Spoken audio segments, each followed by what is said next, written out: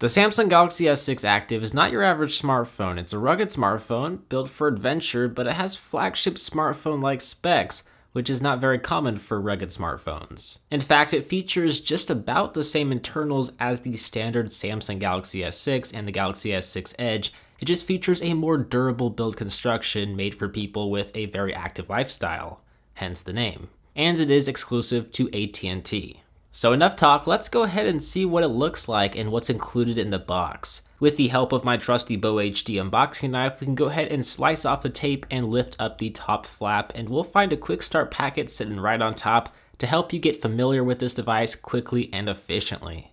We then have the Samsung Galaxy S6 Active below that, which we'll get to in a moment, but I'm going to set it off to the side for now. AT&T did include a preloaded SIM card here as well, which was kind of nice of them, so I can test this device out with the AT&T network and see just how well it picks up a signal. But underneath all that stuff, we do have several more items. First of all, we have a piece of paper advertising the Samsung Milk music service, which I personally have never used. It's a terrible name, but that's all I'm really going to say about that. Directly below that is a health and safety and warranty guide, which is, pretty self-explanatory. Next, we have the standard Samsung US wall wart with quick charging technology that will actually allow you to charge your Samsung Galaxy S6 Active from 0% to 100% in around 30 to 60 minutes, which is pretty awesome. And then we have a standard micro USB cable here, and that's about it. So let's take a look back at the Samsung Galaxy S6 Active and take off all of that plastic. You'll quickly notice just how different it looks from the Galaxy S6 and the Galaxy S6 Edge, besides it having the same general form factor. It has a mostly plastic build construction, which allows it to be dust-proof, shock, and water resistant, and have an IP68 rating. Now, if we take a closer look around the device, we'll find a dedicated activity zone button, which I'll touch more on later, and the volume rocker is below that. On the right-hand side, we have a power sleep button and a SIM card tray. Now, don't try and remove it with your fingernail, you'll break a nail. Ladies, trust me, it's in there pretty good, so use some sort of flat screwdriver or something to get it out.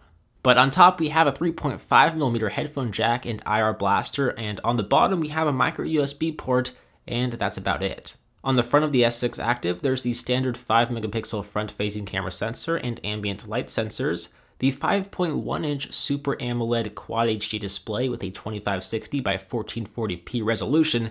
Gotta love that display. And then here's something different. We have physical buttons for the multi-view, home, and back commands. No capacitive touch navigation buttons, nor do we have a physical home button with a fingerprint scanner. That is gone, unfortunately. On the back, we do have a 16-megapixel camera sensor and heart rate monitor, just like the standard Galaxy S6. There's an AT&T logo, and then two little slits for the rear-facing speaker. Previously, the speaker grill was on the bottom of the S6. On the S6 Active, it's now on the back.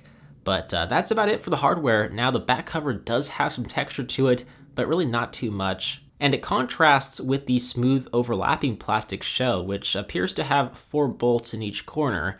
It really doesn't feel that bad in the hand, but in my humble opinion, this is one ugly looking device. I can't imagine the target market will really care too much about the looks as long as it's durable, but it definitely is less attractive than the Samsung Galaxy S6 or the S6 Edge, there's no question about it.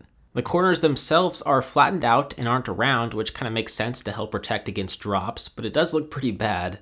I do want to add that the buttons are very clicky and they feel really nice to press. Even the navigation buttons feel very sturdy. They don't feel loose at all, if that makes sense. So in terms of the hardware, it seems to be built very well, it just doesn't look that good. Now in terms of the software, you'll find a very similar, almost identical experience as, say, a Galaxy S6 or even a Galaxy S6 Edge. You'll find the absolutely beautiful display, the fast octa-core Exynos 7420 processor with 3GB of RAM. You do get a much larger battery though. There's a 3500 mAh battery that just dwarfs the 2550 mAh battery in the standard Galaxy S6. And there is an extra shortcut button which activates the Samsung Activity Zone feature instantly, and it's actually pretty cool. You get access to the weather info, barometer info, S-Health, compass, flashlight, and even the stopwatch. You can also select a station to play music for your activity using Milk Music. But what's even more neat about the physical shortcut button that launches the Activity Zone is that you can actually reprogram it.